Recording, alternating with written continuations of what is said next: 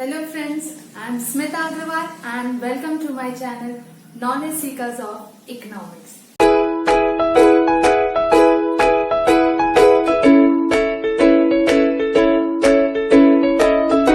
तो चलिए आज स्टार्ट करते हैं हम नया चैप्टर और फर्स्ट यूनिट के हम बात कर रहे हैं थर्ड चैप्टर की, जो कि है इकोनॉमिक रिफॉर्म्स 1991। फर्स्ट और सेकेंड चैप्टर्स हम ऑलरेडी डिस्कस कर चुके हैं। I will mention in the link so you can see in that। तो यहाँ पे हम बात करते हैं थर्ड चैप्टर इकोनॉमिक रिफॉर्म्स 1991। उससे पहले हम कुछ पिछला डिस्कस करते हैं। हमने पहले बात की थी पिछले वीडियोस में कि हमने इकोनॉमिक स्टैग्नेंट थी, तो हमारे पॉलिसी मेकर्स ने डिसाइड किया मिक्स इकोनॉमिक सिस्टम अडॉप्ट करेंगे जिसमें बोथ कैपिटलिस्ट एंड सोशलिस्ट का बेनिफिट्स मिले।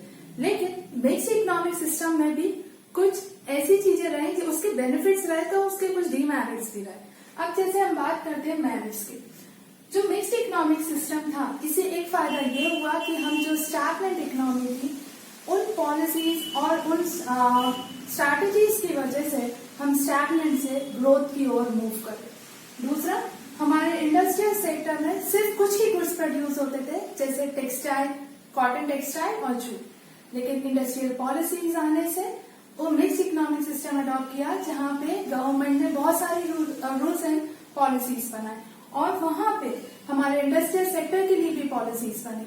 तो हम डाइवर्सिफाइड हुए, सिर्फ कॉटन और जूट तक स्टिक नहीं रहे और भी प्रोडक्ट्स में इंडस्ट्रियल मैन्युफैक्चरिंग होने लगी। फिर हम बात करते हैं एक्सपेंशन ऑफ एग्रीकल्चर आउटपुट। पहले इतना प्रोडक्शन नहीं होता था, लेकिन नई पॉलिसीज आने से ऐसा सिस्टम अडॉप्ट किया जिससे सबका वेलफेयर हो और ऐसी पॉलिसी आई कि हम फूड प्रोडक्शन बढ़ा हमारा और हम कहीं ना कहीं सेल्फ सफिशिएंसी की तरफ मूव हुए। और ये ही नहीं, हमें फूड सिक्योरिटी भी इसी टाइम पे मिली। इससे हम लोग कहीं ना कहीं किसी पे निर्भर होना कम हो गया हमारा। लेकिन मिक्स इकोनॉमिक सिस्टम की कुछ डीमेरिट्स भी रहे। हमारे मिक्स इकोनॉमिक सिस्टम में ऐसी पॉलिसीज, रूल्स एंड रेगुलेशन बनी काफी टाइम तक जिनसे कहीं ना कहीं हम लोग इतना ज्यादा कंट्रोल और रेगुलेशन हुआ प्राइवेट सेक्टर पे और पब्लिक सेक्टर को लीडिंग रोल दिया गया। इन सब की वजह से कहीं ना कहीं हमारी ग्रोथ और डेवलपमेंट भी हैम्पर हुआ। तो ये था हमारा मिक्स इकोनॉमिक सिस्टम में हमने जो डिस्कस किया था। लेकिन इन सब के कारण जो हमारी ग्रोथ और डेवलपमेंट हैम्पर हुई, तो उस टाइम पे ऐसी जरूरत पड़ी हमें कि हमारी नई पॉलिसीज आए और कुछ रिफॉर्म्स हो हमारी कंट्री में। अब इकोनॉमिक रिफॉर्म्स बेसिकली होता क्या है? अगर मैं बात कर रही हूँ इकोनॉमिक चेंजेस, रिफॉर्म्स या नई इकोनॉमिक पॉलिसी, वो क्या है? एक simple set of economic policies directed to accelerate the pace of growth and development. ऐसा सेट है इकोनॉमिक पॉलिसीज का कलेक्शन है और जिसका मेन एम है एक्सेलरेट द पेस, स्पीड को एक्सेलरेट बढ़ाना है हमको। और किसकी स्पीड को बढ़ाना है? Growth and development of our economy. तो हमें इकोनॉमिक रिफॉर्म्स ऐसे लाना है जिससे ग्रोथ एंड डेवलपमेंट की स्पीड बढ़ जाए हमारी कंट्री में। अब ये इकोनॉमिक रिफॉर्म्स हमें क्यों जरूरत पड़े?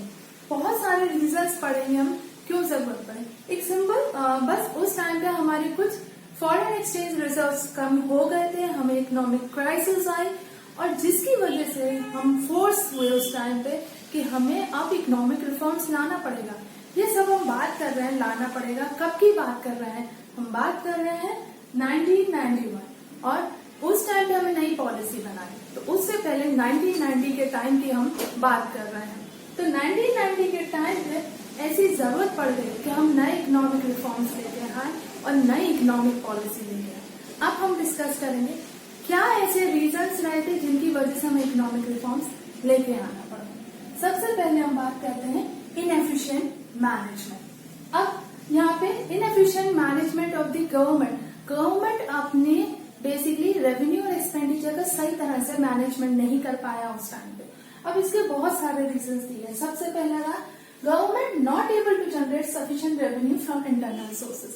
गवर्नमेंट के जो इंटरनल सोर्सेज हैं जैसे टैक्स है और बाकी की हमने ड्यूटीज हैं और पेनल्टीज हैं, इन सब से वो इतना पैसा इकट्ठा नहीं कर पाया कि वो अपने एक्सपेंसेस उठा सके। दूसरे, government expenses was more than the revenue, so it borrowed from the bank. तो गवर्नमेंट के एक्सपेंसेस दिन ब दिन बढ़ते ही जा रहे थे।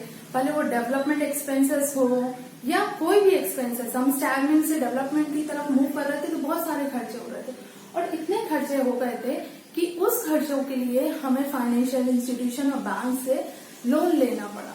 मीन्स हमारी डेफिशिट कंडीशन कब होती है हमारे बजट में, जब हमारे एक्सपेंसेस ज्यादा होते हैं रेवेन्यू से। अब एक्सपेंसेस बढ़ गए तो कहाँ से खर्चा करें जब रेवेन्यू नहीं हो रहा है, तो हमको कहीं से बोरो करना पड़ेगा।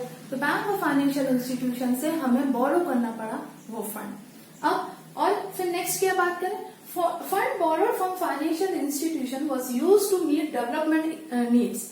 डेवलपमेंट नीड्स जैसे होते हैं हमारे इंफ्रास्ट्रक्चर डेवलपमेंट, एजुकेशन प्रोवाइड करवाना, पॉवर्टी रिमूव करना और बहुत सारे ऐसे एक्सपेंसेस हो रहे थे। तो ये सारे एक्सपेंसेस इतने ज्यादा हो रहे थे, गवर्नमेंट को इनकी जरूरत, इन खर्चों पे पूरा करने के लिए कहीं ना कहीं से पैसा चाहिए था। तो वो खर्चा पूरा करने के लिए उसने फाइनेंशियल इंस्टीट्यूशन से पैसा लिया। आप सोचो, और बेसिकली आप किसी से फंड बोरो कर रहे हो और फंड बोरो कर रहे हो कैपिटल नीड्स के लिए। अगर इन्वेस्ट करो उस पैसे को तो कोई फायदा है क्योंकि वो रिटर्न होंगे, लेकिन आपके खर्चे ऐसी जगह पे हो रहे थे जो बेसिकली जिनका रिटर्न आने में बहुत टाइम था, और ये इन जगहों पे और कंजम्पशन नीड्स पे आपका खर्चा हो रहा था। अगर आपका पैसा कैपिटल फंड्स के लिए जो बोरो किया गया है, ये पैसा अगर आपकी कंजम्पशन नीड्स पे खर्चा किया जा रहा है, means your economy is in not in good condition. फिर अगर हम बात करते हैं दूसरी, expenses on development programs and no immediate returns.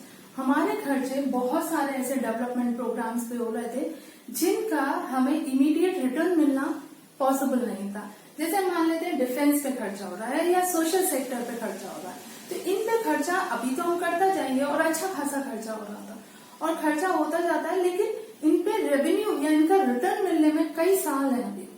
तो ये सबसे बड़ी बात कि एक्सपेंस तो हो रहे हैं लेकिन रिटर्न या रेवेन्यू मिलने में भी बहुत ज्यादा टाइम।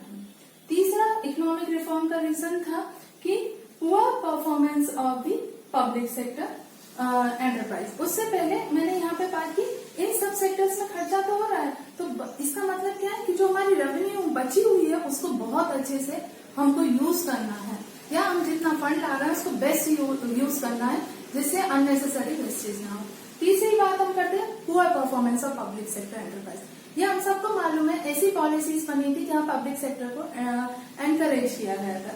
तो ये पब्लिक सेक्टर ज्यादातर तो लॉस में चल रहे थे, या लॉस में नहीं चल रहे थे तो इतनी रेवेन्यू जनरेट नहीं कर पा रहे थे, और इनको मेंटेन करने के लिए पॉलिटिकल प्रेशर के कारण इनको बंद नहीं किया जा सकता था, इनको कंटिन्यू करना पड़ा था। आप सोचो, लॉस मेकिंग यूनिट को कंटिन्यू करना, उसको मेंटेन करना, उल्टा एक्सपेंस करना होगा था।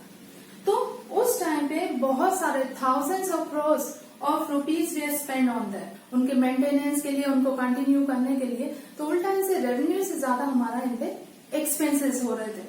तो अब हम बात करते हैं फोर्थ पॉइंट की, जो कि दिया है ह्यूज बर्डन ऑफ डेट्स। अब जो गवर्नमेंट के एक्सपेंडिचर्स थे बहुत ज्यादा बढ़ गए थे उस टाइम पे, इतने ज्यादा एक्सपेंडिचर्स बढ़ गए थे कि गवर्नमेंट को बोरो करना पड़ा फाइनेंशियल इंस्टीट्यूशन, कमर्शियल बैंक से, इन सबसे। तो गवर्नमेंट ने गवर्नमेंट को बोरो करना पड़ा अपने पैसे के लिए, बेसिकली अपने एक्सपेंडिचर के लिए, इवन फॉरेन बैंक से। तो यहाँ पे इतनी ज्यादा बोरोइंग हो गई कि, और ये बोरोइंग बेसिकली हमारी कंजम्पशन नीड्स के लिए। तो आप सोचो, ऐसा फंड जो हम बाहर से लेके आ रहे हैं और उस फंड को हम हमारी कंजम्पशन, डेली नीड्स के लिए यूज कर रहे हैं, that represents a very pathetic condition of an economy. अब दूसरा दिया है इसमें इन्फ्लेशनरी प्रेशर। इन्फ्लेशनरी प्रेशर अगर हम बात करें, मतलब जनरल प्राइस में राइज होना, तो यहाँ पे एसेंशियल गुड्स की प्राइस बढ़ रही थी और साथ में मनी सप्लाई का भी इंक्रीमेंट हो रहा है यहाँ पे। और ये प्राइस क्यों बढ़ रही थी कि डिमांड तो थी लेकिन ये एसेंशियल गुड्स सफिशिएंट क्वांटिटी में नहीं थे, तो ऑब्वियसली उनकी प्राइसेस बढ़ जाएगी। और ये ही इन्फ्लेशन कंडीशन रिप्रेजेंट कर रही थी इस टाइम पे, जो कि एक बहुत बड़ी प्रॉब्लम होती जा रही थी। अब दूसरा यहाँ पे दिया है deficit balance of payment. Deficit condition कौन सी होती है? जब आपने इंपोर्ट के लिए ज्यादा दिया है एज कंपेयर आपने जो रेवेन्यू ऑन किया एक्सपोर्ट पे। तो यहाँ पे हमारे जो फॉरेन पेमेंट्स थे इम्पोर्ट के लिए वो बहुत ज्यादा थे एज कम्पेयर टू जो हम अर्न कर रहे थे हमारे एक्सपोर्ट्स पे। अब इवन हमारे इतने सारे टैरिफ और कोटा लगाने के बाद भी हमारे इम्पोर्ट्स बहुत ज्यादा थे उस टाइम पे। अब देखिए कि डेफिसिट हमारा बीओपी कितना था 80-81 में, जो कि बेसिकली 5.4% था जीडीपी का, और 1991 में ये पहुंच गया 8.4% ऑफ दी जीडीपी। अब हमारे एक्सपोर्ट्स इतने ज्यादा नहीं बढ़े, और एक्सपोर्ट नहीं बढ़ने का एक और रीजन था कि हमारी क्वालिटी जो थी हम इतनी अच्छी क्वालिटी के नहीं दे पा रहे थे, और इसी क्वालिटी हम बहुत हाई प्राइस पे दे रहे थे। तो ये इंटरनेशनल मार्केट में इस तरह से हमारे गुड्स रिप्रेजेंट कर रहे थे कि क्वालिटी भी कम, प्राइस भी हाई इंडियन गुड्स की, तो हमारे एक्सपोर्ट्स नहीं बढ़ पा रहे थे और इम्पोर्ट तो बहुत ही ज्यादा बढ़ रहे थे। तो ये हमारी डेफिशिएट कंडीशन हो गई बीओपी की, और इसके कारण और हमें इकोनॉमिक रिफॉर्म्स की जरूरत पड़ी। तो ये सारे रीजंस, आप सोचिए कि बोरोइंग हमारी कितनी ज्यादा थी। हमने borrowing rest of the world से उस टाइम पे बहुत ज्यादा ले रखा था। सो एक तो हमने बीओपी की ये कंडीशन रिप्रेजेंट की। फिर दूसरा हमारा दिया है fall in foreign exchange reserves.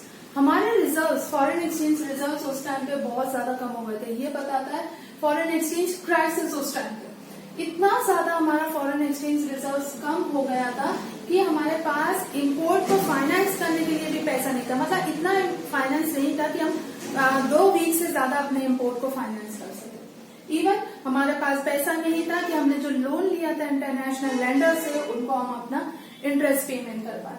आप सोचिए कि इतना ज्यादा बोरोइंग हो गई थी कि 80-81 में 12% थी हमारी जीडीपी की, और वही 1991 में 23% ऑफ जीडीपी हो गई।